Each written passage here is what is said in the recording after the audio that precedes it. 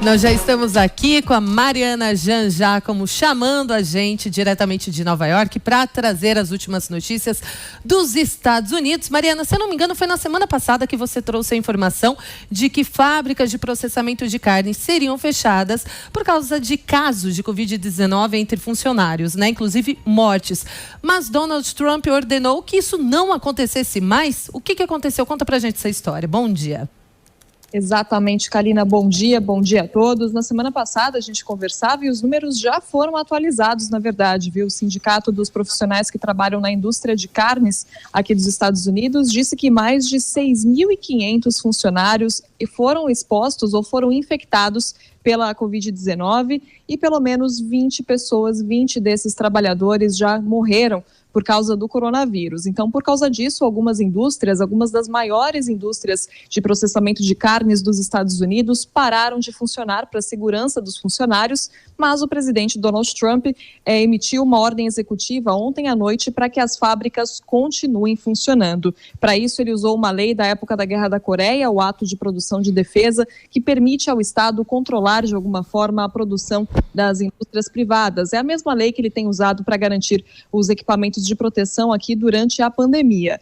Agora, a questão é que, claro, né, essa parada das indústrias de processamento de carnes acaba, assim, afetando o fornecimento aos consumidores finais. Então, Trump disse que invocou essa lei da época da guerra e emitiu essa ordem executiva para garantir, para proteger o fornecimento de alimentos aos Estados Unidos. Disse também que o governo norte-americano vai ajudar ali as empresas, as fábricas a minimizar os riscos para os funcionários, inclusive dizendo para que os funcionários mais vulneráveis que pertencem ao grupo de risco da Covid-19 fiquem em casa. Mas os sindicatos discordam dessa decisão, dizem que a medida de Trump arrisca, sim, coloca a vida dos funcionários em risco. Isso gerou um grande debate por aqui e deve continuar tendo desdobramentos ao longo do dia, Kalina, porque o assunto é muito sério, né?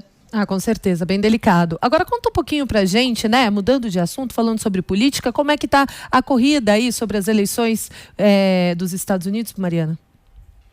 Pois é, Kalina, a gente tem eleições presidenciais em novembro deste ano, né, com tudo isso que está acontecendo, essa questão das eleições, a gente acaba até sendo deixada um pouco de lado aqui, né, já que todas as campanhas pararam, foram para o mundo virtual, mas o candidato democrata Joe Biden acabou de ganhar um apoio importante, um apoio da ex-secretária de Estado dos Estados Unidos, Hillary Clinton, que concorreu às eleições presidenciais em 2016, foi derrotada por Donald Trump.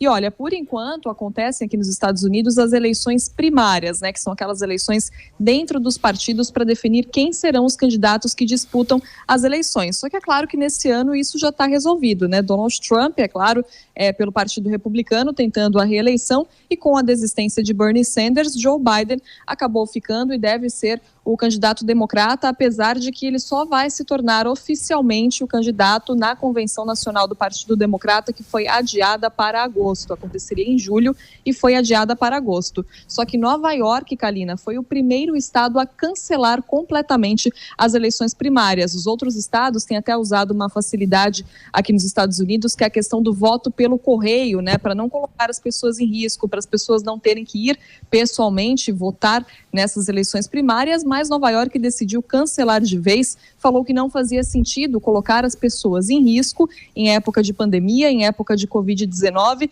ainda mais que já está praticamente certo que Joe Biden será o candidato, né? Só que isso gerou polêmica também por aqui, porque Bernie Sanders, apesar de ter desistido, de ter abandonado a corrida eleitoral, queria sim continuar nessas eleições primárias e continuar conquistando delegados para provar que tem uma influência sobre o eleitorado democrata e tentar influenciar de alguma forma a plataforma de campanha de Joe Biden. Então, Bernie Sanders ali emitiu um comunicado dizendo que foi um ataque à democracia essa decisão aqui do estado de Nova York e que isso abre precedentes até mesmo para adiar as eleições mesmo presidenciais que acontecem em novembro deste ano, né? Existe uma conversa aqui, Joe Biden já até acusou o Trump Trump de querer adiar ou cancelar as eleições deste ano, mas Trump não falou nada sobre isso. A única coisa que Trump diz é que ele não gosta dessa ideia de voto pelo correio, que seria uma possibilidade em época de pandemia, né, para novembro, mas Trump disse que não gosta dessa ideia, que essa ideia possibilita fraudes, né? Então, enfim, isso criou uma polêmica por aqui e vai definir, né? São eleições extraordinárias com eventos virtuais de campanha, algo que os Estados Unidos nunca viram.